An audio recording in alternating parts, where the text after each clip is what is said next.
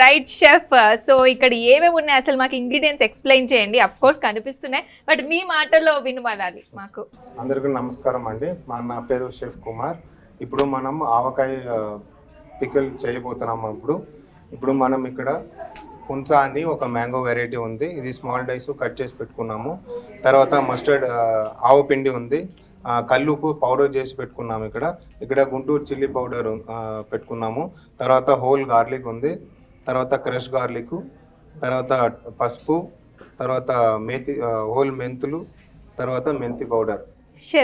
So ఇక్కడ మీరు ఇవన్నీ పొడి పెట్టారు కదా. నార్మల్ గా మనం ఇంట్లో అయితే వేయించుకొని ఆరబెట్టుకొని చేసాం అథెంటిక్ వేలో.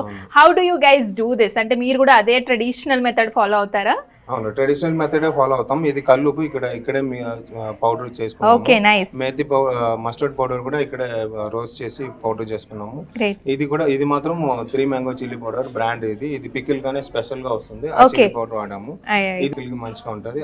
నువ్వుల నూనె అంటారు, నార్మల్ గా పల్లి నూనెతో పెడతారు. మరి మీరు ఈ ఆయిల్ యూస్ చేయడానికి what is the reason? Traditional గా ఫ్లేవర్ మంచిగా ఉంటది, రైట్, టేస్ట్ మంచిగా వస్తుంది. రైట్. అలాగే మామిడికాయ కూడా మనం జనరల్ గా చూస్తే ఇప్పుడు ఈ కలర్ లో ఉన్నాయి. జనరల్ గా వేరే కలర్ లో పెడితే ఎక్కువ కాలం నిలువ ఉంటుంది అంటారు.